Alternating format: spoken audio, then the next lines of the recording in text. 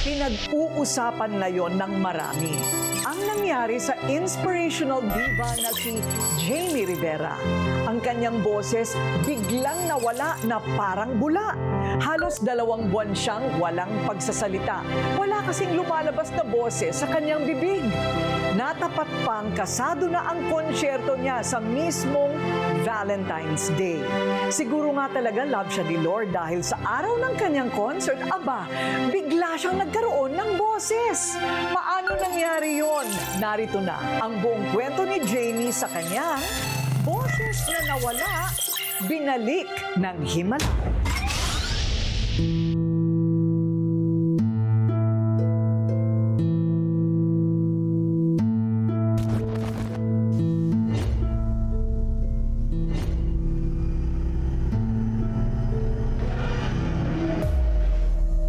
Ito na yata ang pinakakinatatakutan ng bawat mga awit.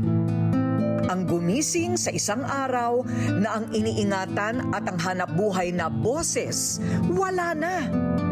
Sa loob ng halos 4 ng dekada bilang singer ng tinaguriang inspirational diva na si Jamie Rivera, wala kahit minsan na pinanghinaan siya ng loob o di kaya'y kinabahan sa kanyang mga pagtatanghal.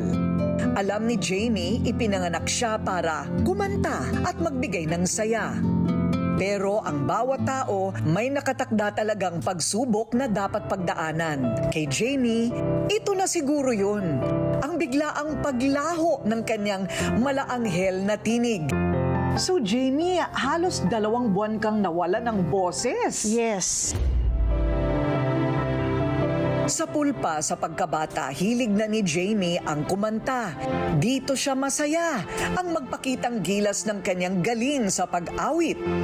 Bata ka pa lang, kumakanta ka na talaga, right? Yes, oo. Oo. Di buko ako nag-start kumanta. That's the only time kasi masyado nga ako mahiyain. Okay. So, nung di buko, doon ako nag-decide na I'm going to sing. And then, so I joined the Metropolitan Theater. And then, I joined the Music Mate Girls. And then, eventually, I got discovered by Octo Arts International. Nakahilera na sa kasaysayan ng pangalang Jamie Rivera bilang isa sa mga hindi matatawarang mga OPM artist. Patunay dyan ang mga hits niya noong dekada 80. Ang mga kantang Hey, It's Me at I've Fallen For You. Talaga namang mga certified hit.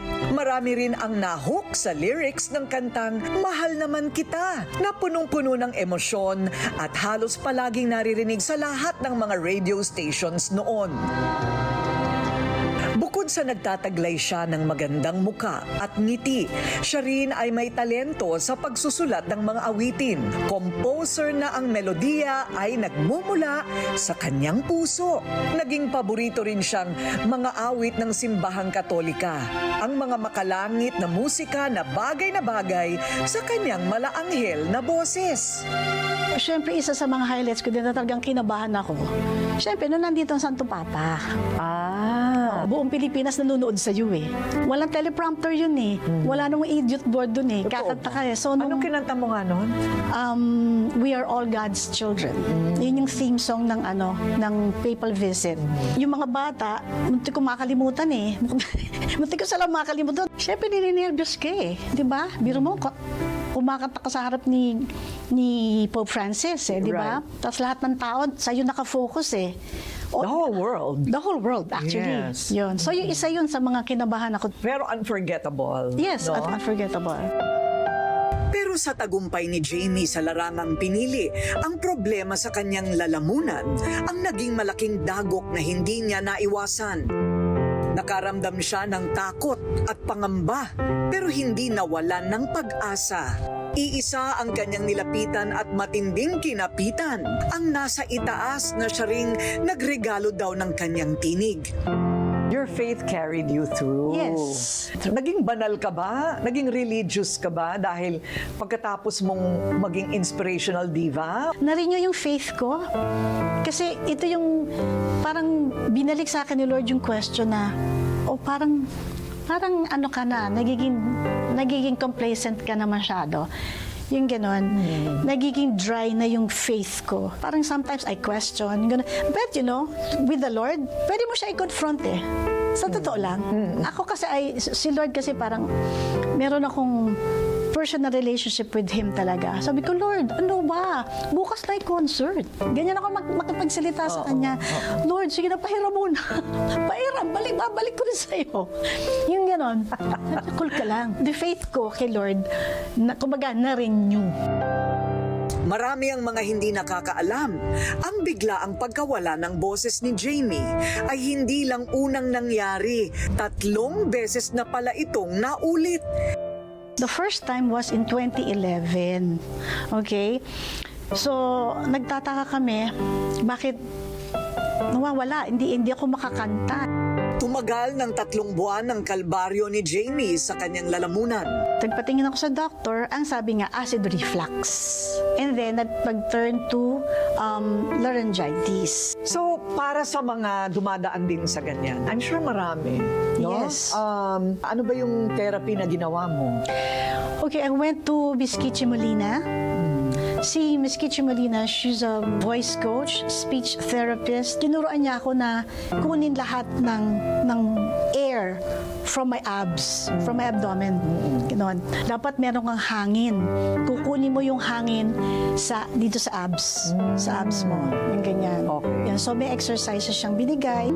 On stage, talagang ginamit ko. What will you address first? The laryngitis or the acid reflux? I guess both. Both. Ang inakalang nalunasan na karamdaman na umatake noong 2011, muling dumalaw sa inspirational diva noong 2019. Concert namin ng The Company ng 2019. Wala rin akong boses. Pero on stage, biglang magugulat ka na lang, eto na. Wow. Eto na yung boses mo. So, I knew that the Lord will be with me on stage. Pero nito lang nakaraang taon, mas naging aktibo ang problema sa lalamunan ni Jamie. Oktubre matapos magpunta sa New York para sa kasal ng kanyang anak at Disyembre naman sa Europa. Nakaranas ang singer ng bronchitis, dahilan para siya ay mahirapan na huminga. Sa pagkakataong iyon, hindi lang pala laryngitis, acid reflux at upper respiratory syndrome ang naging finding sa kanya ng doktor. May mas malalim palang dahilan ng kondisyon ni Jamie. Ito ang muscle tension na dulot ng rheumatoid arthritis. Yung recent ko na nawalan ako talaga ng boses. Because I traveled so much. After Taiwan, ang init-init, pagbalik ko sa Pilipinas, may ubo na ako. Umalis ako, October, pupunta Amerika, na sobrang naman ang lamig. Pagbalik ko dito sa Pilipinas, hindi pa ako nakaka-recover. Umalis na naman ako papuntang Europe. Pagod yan. Yes. Pagod, tsaka pa iba-ibang temperatura. Yes, winter. Winter na sa Europe eh. When I went there. So, sobrang lamig. So, pagbalik ko dito, ubo na ako na ubo. Ito na yung 3rd time. Yes. Okay. The doctor wanted me to be confined, but takot ako sa hospital eh. Ayun, sorry, hindi ako nagpa-confine. Hanggang hindi nga ako nakaka-recover. Dire-diretso yung ubo ko, dire-diretso na, tapos pati na yung lahat na, up until the concert. Nawala na ako talaga ng boses, totally. Ang laryngitis o ang inflammation ng larynx ay normal nang nagiging sakit ng mga singer. Kabilang sa mga kilalang mga awit na nakaranas na ng ganito ay sina Regine Velasquez, Lani Misalucha, Arnel Pineda, Gary Valenciano at marami pang iba. Pero ang rheumatoid arthritis ay iba at mas komplikado. Bawat sakit daw na ito, may pagkakaiba ang epekto. For 3 months, I'm not talking. Ganon. So, ang ginagawa ko, pag tumawag ako, may whiteboard ako. Sabihin ko, hello? Magaganyan ako. Gaganyan ako sa mga tao. Sa ikinasang konsyerto nitong Pebrero, puno ng kumpiyansang sinabi ni Jamie sa kanyang mga kasama, ituloy ang Valentine concert, anuman ang mangyari. Sigurado daw siya na hindi siya bibiguin ni Lord. And there was no option to reschedule the concert? I opt not to. Kasi hindi ka natakot na pag nagsa-entablado ka, walang lalabas? Alam mo, Corina, may ang lakas ng faith ko eh. Marami ang nag-alala at nagbigay payo kay Jamie. May mga tips pa nga ang iba para gumaling daw agad. Lahat yun ipinagpapasalamat ng singer. So within the 3 months na wala kang boses, tuloy-tuloy lang yung paghihilom mo. Yes. And you had to take steroids. I had to take steroids ganun, because I have RA. I have rheumatoid arthritis. If you have rheumatoid arthritis, a certain muscle from in your throat, it gets inflamed. Rehearsal na namin.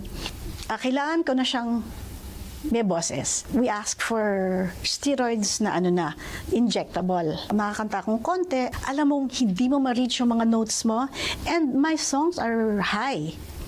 When I wake up in the morning, sabihin ko, sound check. Kaya ganun ako. Tapos sasabihin ko, I have a love. Magbarig ko na sa dulo ko na hindi ko kaya notes. The whole day. Parang kami anxiety ka na, nadidepress ka na. Ang boses ang kaluluwa ng isang singer. At sa kabila ng matinding pagsubok na naranasan ni Jamie, pinatibay daw ito ang kanyang faith. Natuklasan din niya na mayroon palang patron o santo para sa mga may problema sa lalamunan at boses, si Saint Blaise. Parang milagro, ano? I really consider it as milagro. Because it isn't like you were slowly gaining back your voice. You Yes. still had no voice right before the concert. Yes. Sa kanyang malalim na pananampalataya, ang imposible naging posible. Sa araw mismo ng kanilang Valentine concert ni Raymond Lauchenko, ang boses niyang nawala, ibinalik daw ng isang himala. Nung ando na ako sa backstage na ako na ito, natatawagin na ako. Sabi ko, Lord, it's all yours. This is it. Sabi niya, alam mo sabi ni Lord sa akin, kumanta ka lang. Basta kumanta ka, ako bahala sa'yo. Sagot kita. And so when I heard my voice, kundi ito na to, wala nang tipid-tipid, todo. Lumabas. How I wanted my voice to sound, I heard it. The reactions of people they were surprised that you were such a performer. Ano bang ginawa mo? Sumayaw-sayaw ka pa daw. Ay. So, Oo. Nag-sex bomb ako. Nag-sex bomb ka? Talaga ba? Paano yon? Ay, kunin na lang natin sa video ng performance niya. Sure. Oo. Wala lang, opalite, ganyan. Ang nangyari kay Jamie Rivera ay hindi lamang kwento ng isang mga awit na nawala ng boses at muling nabawi. Ito ay malinaw na pagpapakita ng masidhing pananampalataya sa may likha. Ang kanyang kwento ng pagtitiwala at pag-asa sa gitna ng walang kasiguraduhan. I think lahat naman tayo, we all need a miracle at sometimes, Yes. di ba? Para lang At one point in our lives, talagang kailangan natin ng miracle. Oy dear, ang dami mo na. Ha? Marami ka ng miracle, ha? Marami na rin. But I think this was one of the closest calls. Yes, because when in your weakest time, that is the strongest that the Lord is with you. Ganon, ano? That's Yes. the lesson that is Yes. again taught to you Yes. in this episode. And one more thing, na lesson na natutunan ko din is know yourself. Okay, know your limits, know your body. Consult the doctor. Do your part. Natutunan ni Jamie na ang boses ay hindi lamang nagmumula sa kanyang lalamunan, kundi higit sa lakas ng kanyang puso at hindi natitinag na pananalig.